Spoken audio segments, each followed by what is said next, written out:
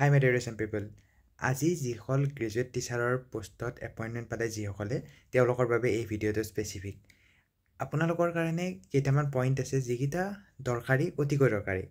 পোনপ্ৰথম কথা, আপোনালোকৰ এইবাৰ আজি এপইণ্টমেণ্ট পালে বৰ্তমান ডিষ্ট্ৰিক্ট ৱাইজ লিষ্ট এখন উলিয়াই দিছে কোনে কোনে এপইণ্টমেণ্ট অৰ্ডাৰ পাইছে।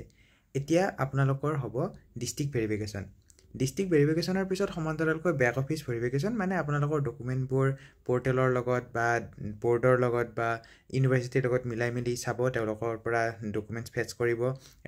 আপোনালোক মানে লিগেলি পাছ হয়নে নহয় সেইবোৰ বেক অফিচ ভেৰিফিকেশ্যন পিছপিনে চলি থাকিব। আৰু পিছত এতিয়া সেইটো ভেৰিফিকেশ্যনত কাৰোবাৰ যদি প্ৰব্লেম ওলায় পিছত প্ৰব্লেম ওলাব, কিন্তু বৰ্তমান সময়ত আপোনালোকৰ IAS অফিচৰ অৰিজিনেল ডকুমেণ্ট ভেৰিফিকেশ্যন হ'ব। আৰু অৰিজিনেল ডকুমেণ্ট ভেৰিফিকেশ্যন হোৱাৰ পিছত আপোনালোকে স্কুল জইন কৰিব পাৰিব।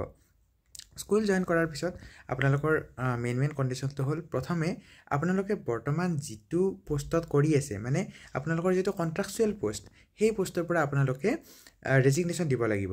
এতিয়া চাওক, ৰেজিগনেশ্যন দিব লাগিব বুলি ক'তো লিখা নাই, কিন্তু কেছটো হৈছে কি, যেতিয়া SRDৰ ক্ষেত্ৰত মানে LPUPৰ ক্ষেত্ৰত এই ৰেগুলাৰাইজেশ্যন হৈছিল, তেতিয়া বহুতে মানে এই যিটো ৰেজিগনেশ্যন দিয়া প্ৰচেছটো সেইটো নকৰাৰ ফলত কিছুমানৰ SIU মানে ফাৰ্ষ্ট চেলাৰী এপ্ৰুভেল ৰিজেক্ট হৈ আহিল। তাৰপিছত আকৌ সেইখন দিব লগা হ'ল। গতিকে মষ্ট প্ৰবেবলি এইটো আপোনালোকে স্কুলত বা যেতিয়া ফিন আছামত কাম কৰা যাব তেতিয়া গম পাব, কিন্তু এইটো কাম কৰিব লগা হ'ব পাৰে। আৰু আপোনালোকৰ যিখন ৰেজিগনেশ্যন লেটাৰ সেইখন ফিন আছামত আপলোড কৰিব লগা হ'ব পাৰে। নেক্সট, যিটো ফিন আছামৰ পৰ্টেলত বিল আছিল, সেই বিলখন অলৰেডি ৱেজেছ বিল বুলি আছিল। আপোনালোকৰ নামসমূহ ৱেজেছ বিলত এণ্ট্ৰি হৈ আছিল। এতিয়া আপোনালোকৰ নামসমূহ ৱেজেছ বিলৰ পৰা নোহোৱা কৰিব লাগিব, ডিলিট কৰিব লাগিব, ৰিমুভ কৰিব লাগিব। তাৰপিছত আকৌ আপোনালোকক নিউ এমপ্লয় হিচাপে, প্ৰভিজনেল এমপ্লয় হিচাপে এড কৰিব লাগিব। তাৰপিছত প্ৰভিজনেল চেলাৰী যেতিয়া এড কৰিব, তেতিয়া ফিন আছামৰ কামখিনি কৰি পেলাই থ্ৰু ট্ৰেজাৰী যাব লাগিব। ফিন আছামৰ PPAN নম্বৰ আপোনালোকে ল'ব লাগিব। এইবোৰৰ কাৰণে ডিটেইলছ প্ৰচেছ আছে, আপোনালোকৰ বহুতেই অভিজ্ঞ এই বিষয়ে। আৰু যদি কোনোবাই মানে গমো নাপায় তেতিয়াহ'লে কমেণ্ট কৰিব পাৰে, নতুবা আপোনালোকে স্কুলৰ যিজন ক্লাৰ্ক থাকে তেওঁক সুধিলেও এইখিনি জানিবই, প্ৰায়খিনি এইটো মানে সাধাৰণ কথা। আৰু নেক্সট, আপোনালোকৰ NPSৰ কাৰণে মেইন বৰ্তমান সময়ত যিখন মষ্ট ইম্পৰ্টেণ্ট ডকুমেণ্ট যিকেইখন, সেইখন হ'ল জইনিং লেটাৰ। যিখন জইনিং লেটাৰ আপুনি হেডক দিব বা IASক দিব, দুয়োখনে আপোনালোকৰ লগত থকাটো দৰকাৰ। নেক্সট, যিটো পোষ্ট আপোনালোকৰ এগেইনষ্টত ক্ৰিয়েট হ'ব, সেই পোষ্টৰ হয়তো পোষ্ট ক্ৰিয়েশ্যন কপিটো বিচৰা হ'ব। তো পোষ্ট ক্ৰিয়েশ্যন কপিটো এতিয়া আপোনালোকৰ এই পোষ্টটো টেম্পৰাৰী পোষ্ট, যিটো পোষ্ট আপোনালোকৰ ৰেজিগনেশ্যনৰ লগত বা ৰিটায়াৰমেণ্টৰ লগত বা ভগৱানে নকৰক কাৰোবাৰ মৃত্যু হ'লে বা এনেকুৱা হ'লে এই পোষ্টটো বিলুপ্ত হৈ যাব।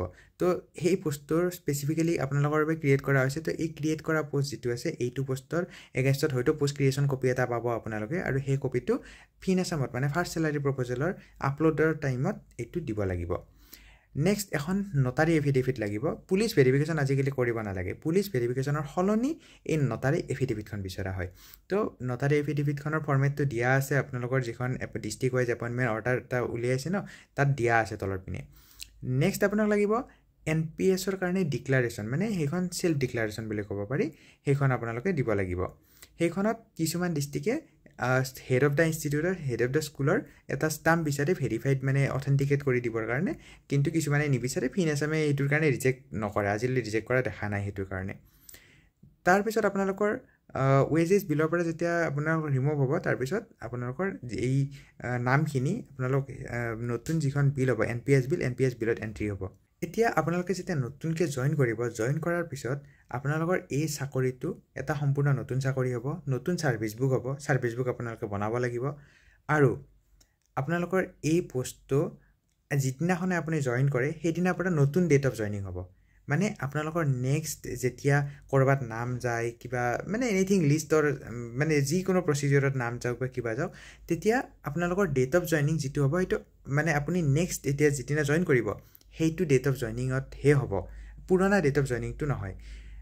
তাতকৈ আটাইতকৈ ডাঙৰ কথা মানে বৰ্তমান এইটো, এটা ছাৰ্ভিচ ৰুলৰ মতে এটা এনেকুৱা আছিলে যে যদি প্ৰত্যেক বছৰৰ যিটো ইনক্ৰিমেণ্ট সেইটো জুলাইত লাগে, তো যদি কোনোবা এজনে জুলাই মাহৰ আগৰ 3 মাহ চাকৰি কৰিছে, তেতিয়াহ'লে তেওঁ যিটো ইয়াৰলি ইনক্ৰিমেণ্ট সেইটো পায়। কিন্তু আপোনালোকৰ ইয়াৰ অৰ্ডাৰত ক্লিয়াৰলি লিখা আছে 1 ইয়াৰ ভালকৈ ছাৰ্ভিচ হোৱাৰ পিছতহে ইনক্ৰিমেণ্ট দিব।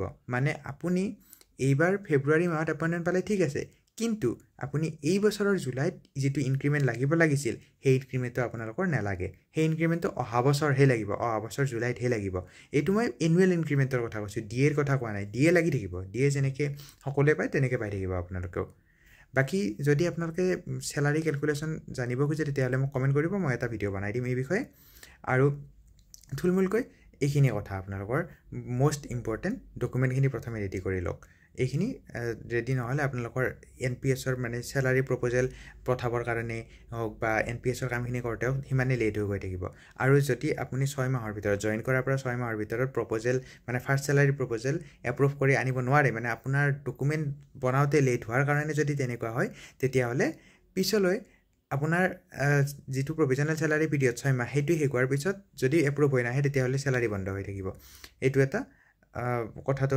মনত ৰাখিব লগা আপোনালোকে সেই হিচাপে কামখিনি কৰিব আৰু ট্ৰান্সফাৰৰ কথাটো মানে মিউচুৱেল ট্ৰান্সফাৰৰ কথাটো আজি যিখন মিটিং হৈছিল তাত শুনিলোঁ CM ছাৰে কৈছে যে আপোনালোকৰ এতিয়া পৰিসৰ বাঢ়িলে বেলেগ সকলোৰে লগত মিউচুৱেল কৰিব পাৰিব বা ট্ৰান্সফাৰ হ'ব পাৰিব তো সেই হিচাপত ভাবি মানে মেবি আপোনালোকে ট্ৰান্সফাৰ পৰ্টেল খুলিলে HRMS নিজকে ৰেজিষ্টাৰ কৰি কোনোবাই যদি মিউচুৱেল হ'ব খুজিছে তেতিয়াহ'লে হয়তো হ'ব পাৰিব এইখিনি আছিল একদম ইম্পৰ্টেণ্ট কথা তো ভিডিঅ'টো যদি ভাল পালে শ্বেয়াৰ কৰিব আৰু লাইক এটা কৰি দি যাব